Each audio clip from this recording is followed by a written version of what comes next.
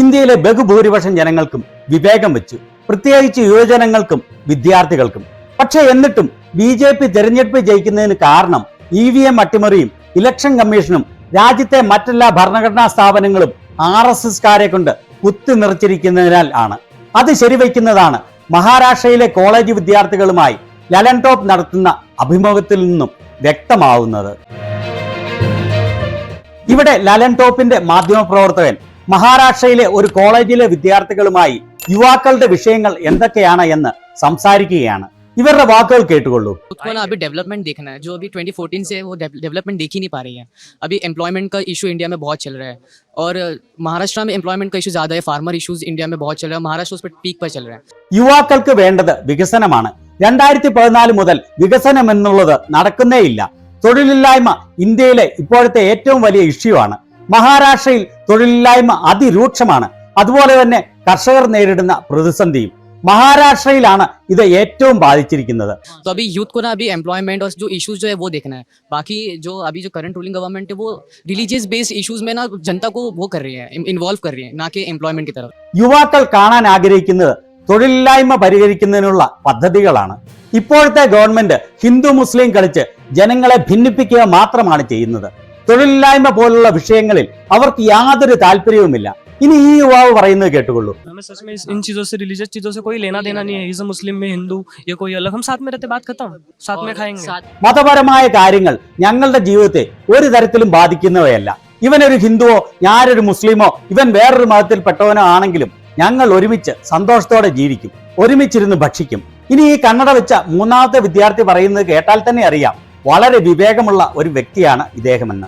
जो फार्मर्स का है तो फार्मर प्रोटेस्ट भी चल रहा है और महाराष्ट्र फार्मर सुसाइड में सबसे आगे है इंडिया में. रिसेंट डेटा के हिसाब से हर 3 घंटे में महाराष्ट्र में एक फार्मर की डेथ होती है.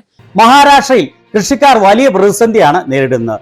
ഇന്ത്യയിൽ ഏറ്റവും കൂടുതൽ കർഷകർ ആത്മഹത്യ ചെയ്യുന്നത് മഹാരാഷ്ട്രയിലാണ്. ഏറ്റവും പുതിയ ഡേറ്റ അനുസരിച്ച് ഓരോ 3 മണിക്കൂറിലും ഒരു കർഷകൻ വീതം മഹാരാഷ്ട്രയിൽ ആത്മഹത്യ ചെയ്യുന്നു. और मराठवाड़ा वो रीजन है जहाँ पानी की पहले ही दिक्कत है और रिसेंटली लास्ट 6 मंथ में 2000 फार्मर्स ने सुसाइड किए और औरंगाबाद या संभाजीनगर में नियरली 400+ फार्मर ने सुसाइड किया है. മറാത്ത്വാഡ റീജിയനിൽ ജലലഭ്യതയുടെ പ്രശ്നമുണ്ട്. ഇവിടെ അടുത്ത കാലത്ത് 300 കർഷകരാണ് ആത്മഹത്യ ചെയ്തത്.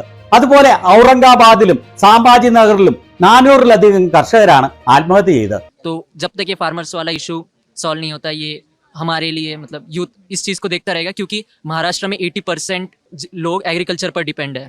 तो हमारा वोट इस बार ये देख के ही होगा कि फार्मर्स के लिए कौन क्या कर रहा है. ഈ കർഷകരുടെ പ്രശ്നം പരിഹരിക്കാതെ ഞങ്ങൾക്കും മഹാരാഷ്ട്രയിലെ യുവജനങ്ങൾക്കും പുരോഗതി ഉണ്ടാവില്ല. കാരണം മഹാരാഷ്ട്രയിലെ 80% ജനങ്ങളും കൃഷിയെ ആശ്രയിച്ചാണ് ജീവിക്കുന്നത്. അതുകൊണ്ട് ഇപ്രാവശ്യം ഞങ്ങളുടെ വോട്ട് ഇതൊക്കെ മനസ്സിൽ കണ്ടുകൊണ്ടായിരിക്കും. കൃഷിക്കാർക്ക് വേണ്ടി ആരെ എന്ത് ചെയ്യുന്നു എന്ന് നോക്കി. जब देवेंद्र फडणवीस जैसे लोग इन मुद्दों पे इनको सवाल पूछे जाते हैं तब ये बात करना नहीं चाहते सर इन मुद्दों पे. ദേവേന്ദ്ര ഫഡ്നാവിസിനോട് ഇക്കാര്യങ്ങളിൽ ചോദ്യം ചോദിച്ചാൽ അദ്ദേഹത്തിന് ഇതിനെക്കുറിച്ച് സംസാരിക്കാൻ പോലും താല്പര്യമില്ല. മീഡിയയെക്കുറിച്ച് ഈ വിദ്യാർത്ഥി പറയുന്നത് കേട്ടുകൊള്ളൂ. और एज अ मीडिया स्टूडेंट हम चाहते हैं कि जो 4th पिलर है डेमोक्रेसी की वो फिर से खड़ी हो जाए और वो अच्छे से एकदम ठीक ठाक हो जाए. ഞങ്ങൾ മീഡിയ വിദ്യാർത്ഥികളാണ്.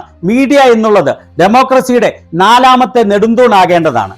ഈ പെൺകുട്ടി പറയുകയാണ്. ऑल ओवर वर्ल्ड में सर मीडिया की रैंकिंग मतलब बहुत, इंडिया के मीडिया की रैंकिंग बहुत गिर चुके हैं 162 एंड वो इस पे रैंक कर रहे हैं. तो हम चाहते हैं कि as a youth media students की मीडिया जो है वो और ऊपर आए, बस मतलब बायस ना हो, अनबायसिंग करके अपना जो भी है वो. ലോക മാധ്യമ സ്വാതന്ത്ര്യത്തിൽ ഇന്ത്യയുടെ റാങ്കിങ് 162-ൽ എത്തിയിരിക്കുകയാണ്. ഒരു യുവ മീഡിയ വിദ്യാർത്ഥി എന്നുള്ള നിലയിൽ ഞങ്ങൾ ആഗ്രഹിക്കുന്നത് മീഡിയകൾ ഭരിക്കുന്നവരോട് ചോദ്യം ചോദിക്കുന്നവരും ജനങ്ങളുടെ പ്രശ്നങ്ങൾ ഉയർത്തി കാണിക്കുന്നവരും ആകണമെന്നാണ്. ഇവിടെ അദ്ദേഹം വീണ്ടും ചോദിക്കുകയാണ്, രാഹുൽ ഗാന്ധി കഭി ആ സക്തേ ഹൈ? നിങ്ങൾക്ക് തോന്നുന്നുണ്ടോ രാഹുൽ ഗാന്ധി എന്നെങ്കിലും പ്രധാനമന്ത്രിയാകുമെന്ന്? आएंगे, कांग्रेस कभी खत्म नहीं होगा सर इंडिया से, कभी नहीं होगा. ऐसा लगता है कि जो लोकसभा के आने वाले इलेक्शंस हो गए 2030 आई गेस, तो 2029 जो भी है तब राहुल गांधी के आने के चांसेस है. അതിന് അവർ പറയുന്ന മറുപടി തീർച്ചയായും വരും. കോൺഗ്രസ് ഒരിക്കലും ഇന്ത്യയിൽ ഇല്ലാതാവില്ല. അങ്ങനെ ഒരിക്കലും സംഭവിക്കുകയില്ല. 2029 ലോക്സഭാ തെരഞ്ഞെടുപ്പിൽ രാഹുൽ ഗാന്ധി പ്രധാനമന്ത്രിയാകാനുള്ള എല്ലാ സാധ്യതയുമുണ്ട്, വളരെയധികം സാധ്യതയുണ്ട്. അപ്പോൾ പ്രിയപ്പെട്ട ഭക്തന്മാരെ, ഈ വിദ്യാർത്ഥികൾ എല്ലാവരും ഹിന്ദുക്കളാണ്. നമുക്ക് ഇവരെ എങ്ങോട്ടാണ് വിടേണ്ടത്? വിവേകമുള്ളതിനാൽ രാജ്യദ്രോഹികളായി തീർന്ന ഇവരെ പാകിസ്ഥാനിലേക്ക് വിട്ടാലോ? ഇങ്ങനെയുള്ള യുവാക്കൾക്ക് വിവരം വെച്ചാൽ എന്താ ചെയ്യുക അല്ലേ?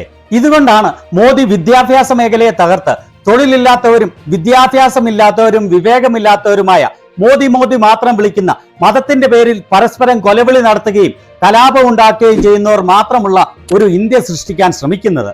അല്ലെങ്കിൽ തന്റെ അധികാരം അവിടെ തീർന്നു എന്ന് മോദിക്ക് അറിയാം.